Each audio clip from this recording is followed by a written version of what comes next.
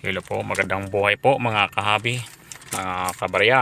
Ito po muli si Tandang Barya TV. Medyo matagal-tagal tayong hindi nakapag-upload ng ating mga video po dahil tayo ay busy sa ating mga gawain, personal na trabaho.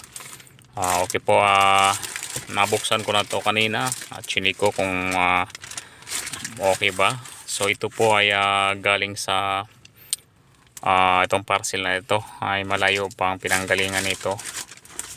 So ito po ay collection. Wala akong stand, kaya mahirap magamit yung isang kamay.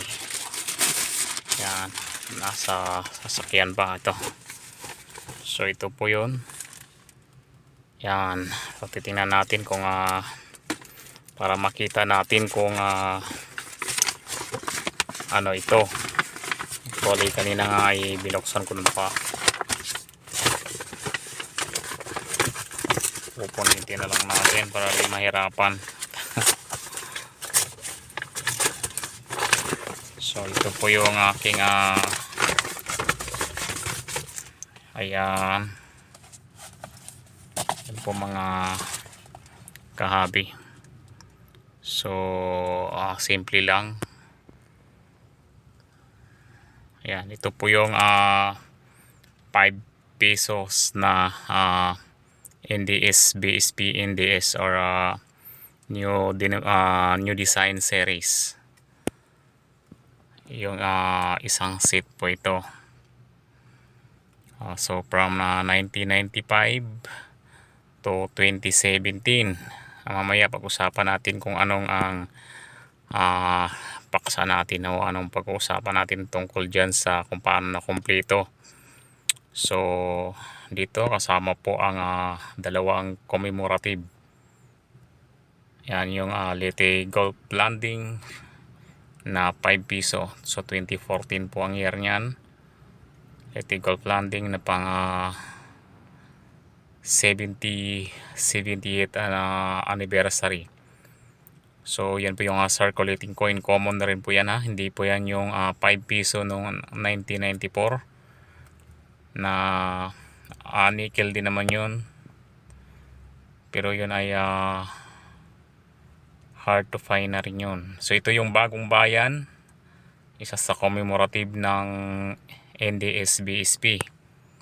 So dito na rin continuous na yung new generation currency, yung 2017 hanggang 2019. So ito yung nagunal at saka yung circle. Okay, balikan po natin ito. Pasensya na, di kagandahan ang so ilaw lang ng sasakyan ang ayan po. So ito po yun ay ayan, okay naman, kaso nga lang pagka ililipat ko ito aayusin ko siya pagka may time. So maganda naman, pero ang logo na inilagay nito yung bago yung bagong bago, pinakahuli ngayon yung bago na logo ng BSP. Pero dapat dahil nga itong mga coins ay ito yung NDS BSP, so dapat ang logo na nailagay dito ay yung logo na nasa likod nitong coins na ito. Okay itong isa yung nasa kanan dahil nga mayroong new generation currency.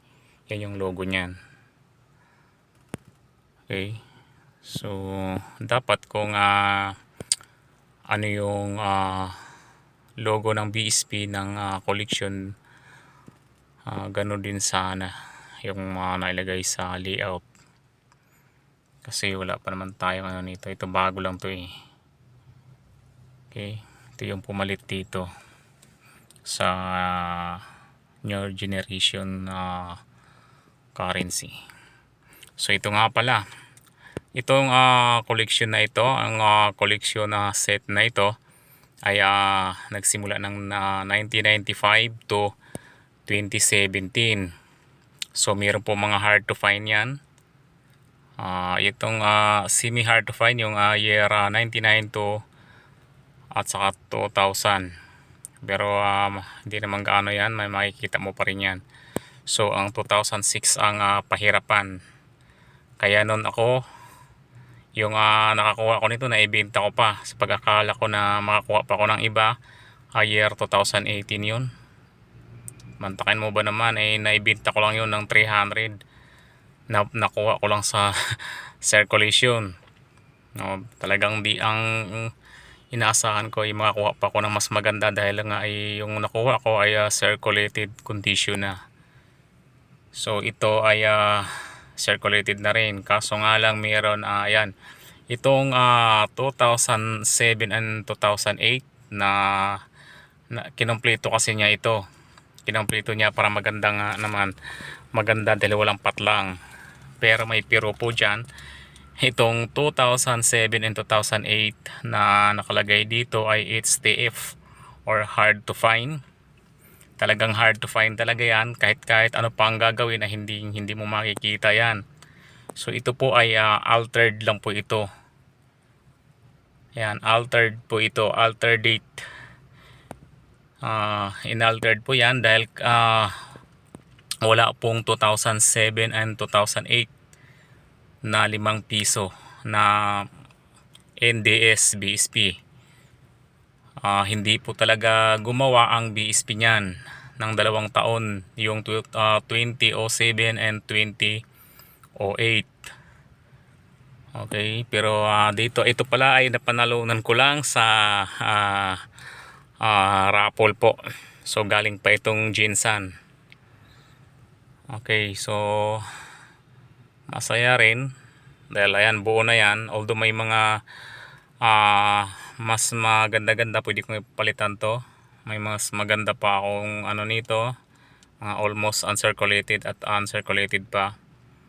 Pwede kong palitan itong mga circulated na. Yan, ganyan lang po ang pagbuo mga kahabi. Pero kung halimbawa ay ito kasing 2006, medyo mahal na ito. Nasa mga, ang halaga nito ngayon ay pumapalo na sa 2,500 hanggang 3,000. Depende po yun sa kondisyon. Depende po yun sa kondisyon ng barya. Kung yun ay circulated na or almost uncirculated, mas mahal pa pagka uncirculated talaga. So na baka mga 3,000 mahigit na. Hindi ako sigurado, pero kung kagaya nito, ito ay circulated condition na. So baka mga 2,000 mahigit rin yan or 2,500. Itong 2007 at 2008 ay pinagawa lang po yan, altered, binago po yung date. Yung huling date, huling number na 7 at saka 8 ay inedit lang po yan. So kung gusto nyong mag-collect sa mga kahabi natin, gusto nyo magbuo, ayan, lagyan nyo rin ng commemorative coins, kasama rin yung kolektahin yan. At pati itong new generation currency. Actually kahit wala yung 2007 at 2008, okay lang po yan, dahil hindi naman talaga yan ginawa ng BSP. Hindi talaga sila naglabas niyan. Okay, kung ako nga rin okay lang sa akin kahit wala yan, basta meron lang yung 2006 na hard to find. Pero andyan na, pero kailangan mo pang ipaliwanag kung bakit nagkaroon yan na hindi naman gumawa. So bilang isang numismatic collector, tayo ay ang atin naman talaga ay kukolektahin natin kung ano yung meron, ano po yung posibleng ginawa talaga. Pero yan ay okay na rin yan, nandyan na. So kailangan lang lagyan mo ng ano yan, remarks na yan ay